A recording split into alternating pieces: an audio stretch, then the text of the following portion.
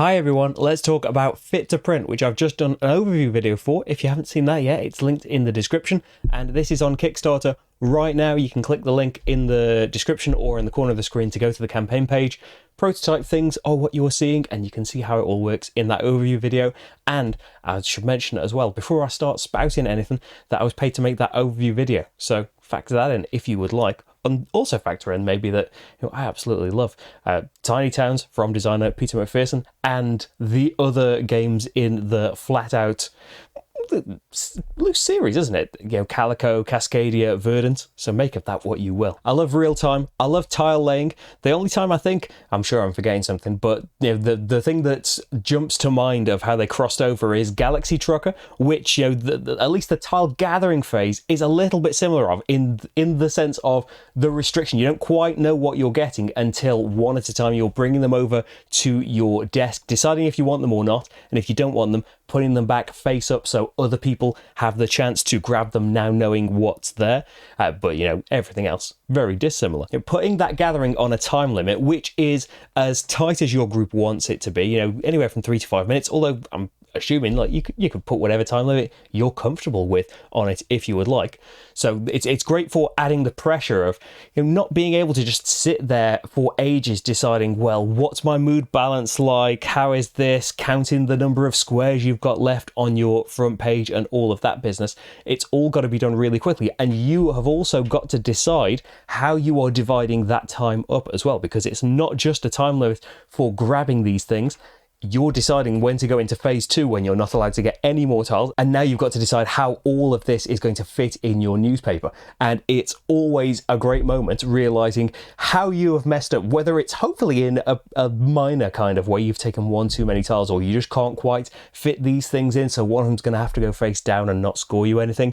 But it's leads to some great moments where you realize that, oh no, I've gone completely wrong here. I've taken my eye off the mood balance, or I've taken my eye off the number of tiles I had.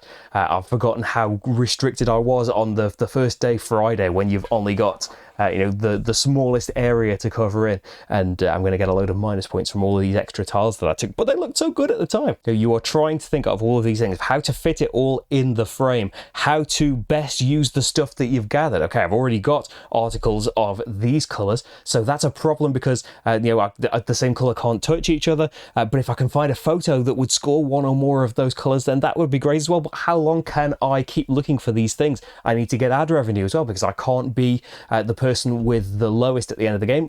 Otherwise, I just get eliminated. My score doesn't count. A little asterisk. You can look in the overview for 2 players. It doesn't quite work like that in a 2-player game.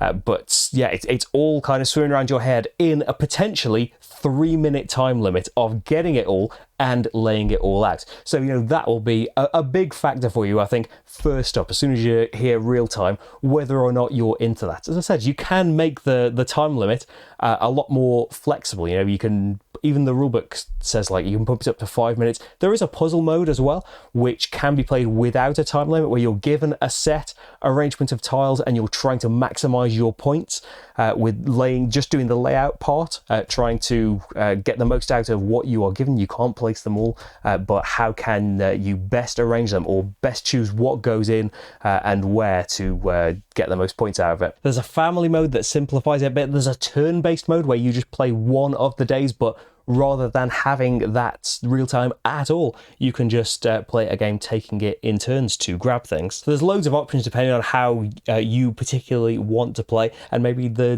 different groups that you are playing with will make a difference to the style of game that you want. But the day cards are a great little extra touch as well, that just an extra thing to think about, a little push, a little extra restriction. You can't put things over the fold of your newspaper. That is like a restrictive line.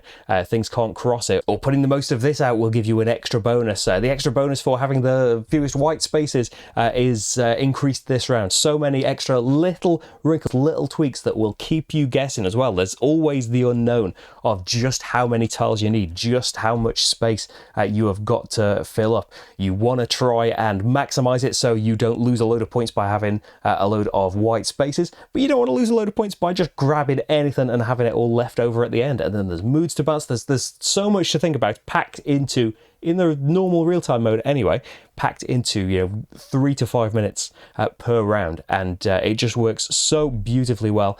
Absolutely love it. Can't wait to see the final version of it. Although really, with aside from kind of rules tweaks and extras maybe through the campaign, the prototype I think has given me a pretty great idea of what that is going to be like. And yeah, I am all for it. To be honest, as soon as I hear woodland critters running a newspaper, I'm into it from there really. But it helps that not only has it got that on it, it is a really solid, massively enjoyable game as well.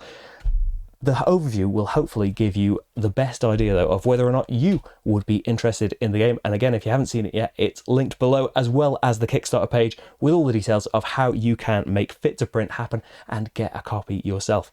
If you'd like to see more from me, there are hundreds of playthroughs on this channel, and you can subscribe and stuff if you would like to. It's up to you, though. Thank you, most of all, for watching this video and spend a little bit of time with me. I am going to make another one now, so I'll see you for that one. Which will it be? Thanks for watching, and see you for the next game. Bye, everyone.